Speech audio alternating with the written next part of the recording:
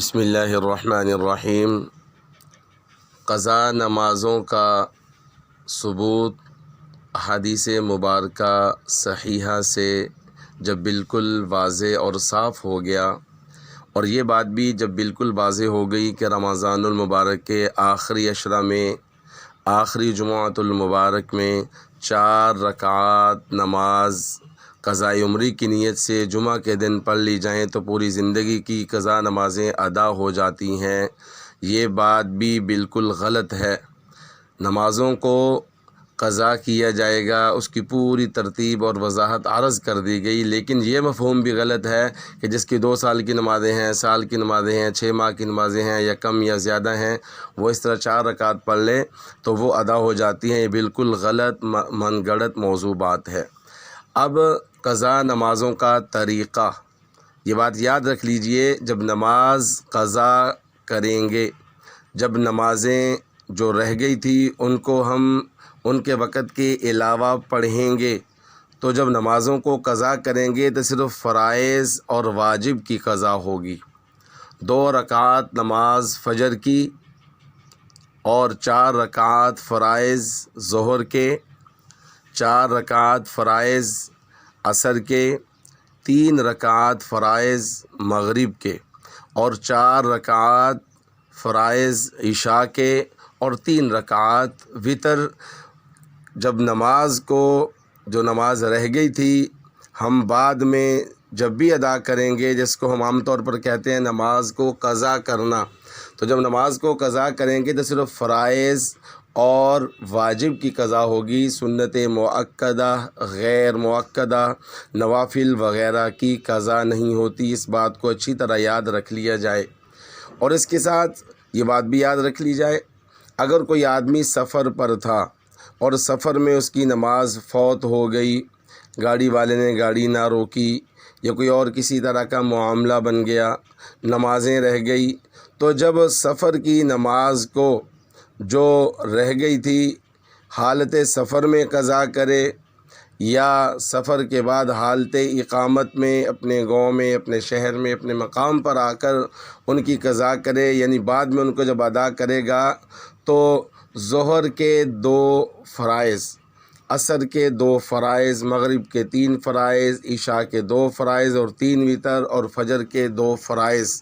یہ دونوں ترتیب اچھی طرح سے سمجھ لی جائیں۔ اور عرض کر دیا کہ سنت مؤکدہ، غیر مؤکدہ، نوافل کی قضا نہیں ہوگی۔ اور اس کے ساتھ تیسری بات یہ یاد رکھ لی جائے کہ جب سورج طلوع ہو رہا ہو، جب زوال کا وقت ہو، جب سورج غروب ہو رہا ہو، ان 3 وقتوں میں قضا نماز نہیں پڑھ سکتے، اس کے علاوہ جب چاہیں قضا نماز پڑھ سکتے ہیں۔ بات کو بڑی اچھی طرح سمجھ لیجئے گا۔ اور ظہر کو عصر کے وقت میں، عصر کو ظہر کے وقت میں قضا کر سکتے ہیں، مغرب کو عشاء کے وقت میں، عشاء کو مغرب کے وقت میں، اور فجر کو ظہر کے وقت میں، ظہر کو فجر کے وقت میں، اشراق اور چاشت کے وقت میں نمازیں قضا کی جا سکتی ہیں۔ اس بات کو بڑی اچھی طرح ذہن میں رکھنا ہوگا۔ اور جو فجر کی اذان ہو جائے، فجر کی اذان ہونے کے بعد، جو فجر کی اذان ہو جائے، فجر کی اذان ہونے کے بعد سورج طلوع ہونے سے پہلے پہلے، سورج طلوع ہونے سے پہلے پہلے نماز قضا کی جا سکتی ہے۔ اسی طرح عصر کی نماز ادا کر لی، عصر کی نماز ادا کرنے کے بعد سورج غروب ہونے سے پہلے پہلے قضا نماز پڑھی جا سکتی ہے۔ اور نمبر 4 کے طور پر یہ بات یاد رکھ لی جائے، جس کے ذمہ زیادہ نمازیں ہوں وہ اپنی نمازوں کا حساب لگا لے کہ میری جو ظہر کی نماز ہے وہ اتنے دنوں کی ہے، اتنے ماہ کی ہے، اور نعوذ باللہ ثم نعوذ باللہ اگر زیادہ ہے تو پھر اتنے سال کی ہے، ان کو باقاعدہ طور پہ لکھ لے، ان کا حساب لگا لے کہ میری اتنی ظہر ہیں، اتنی عصر ہیں، اتنی میری مغرب ہیں، اتنی عشاء ہیں، اتنی فجر کی نمازیں ہیں، اتنی سفر کی ہیں، اتنی عام احوال کی قضا نمازیں ان کو لکھ لے، اور پھر سنت غیر مؤکدہ اور نوافل کی جگہ پر ان کو قضا کرنا شروع کر دے۔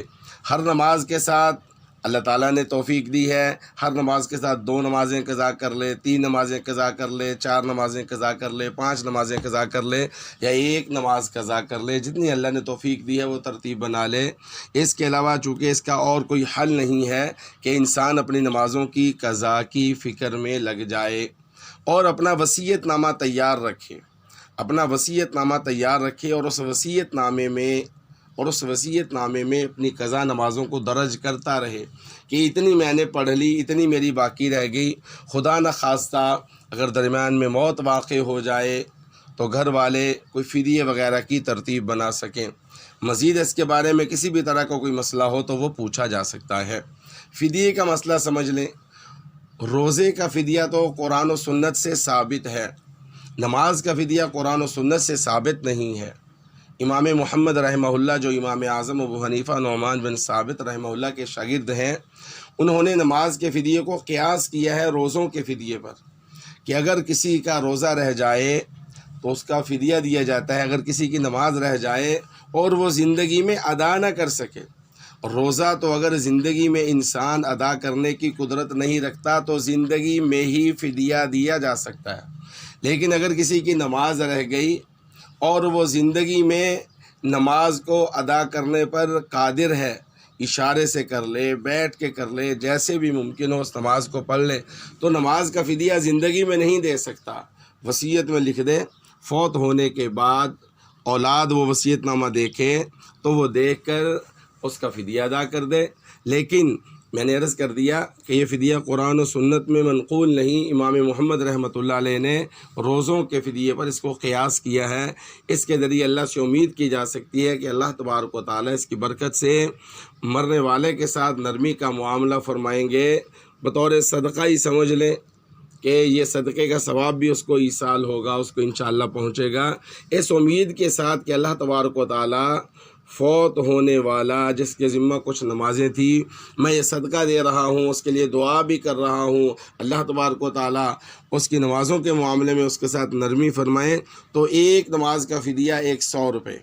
5 نمازوں کا فدیہ 500 وطر ساتھ ملا لیں تو 600 روپے، 5 نمازوں کا فدیہ 600 روپے بنتا ہے۔ وطر ساتھ ملائیں گے وہ واجب ہیں، ان کا الگ سے شامل کرنا پڑے گا، تو 5 نمازیں ساتھ وطر شامل کرنا تو 6 بن گئی، 600 روپیہ ان کا فدیہ بنے گا، اور یہ فدیہ بطور صدقے کے ہوگا۔ اللہ سے امید کی جا سکتی ہے اللہ اس کی برکت سے نمازوں کے معاملے میں مرنے والے کے ساتھ نرمی فرمائیں گے۔ اللہ مجھے اور آپ کو، ہر عاقل بالغ مسلمان کو اپنی نمازوں کی بھرپور فکر کرنے کی توفیق نصیب فرمائے۔ جن کے ذمہ قضا نمازیں ہیں، اللہ تبارک و تعالیٰ ان بھائیوں کو، ان بہنوں کو، ان بزرگوں کو، ان ہماری ماؤں کو اپنی نمازوں کو جلد از جلد مکمل کرنے کی توفیق نصیب فرمائے۔ آمین، اللہم آمین۔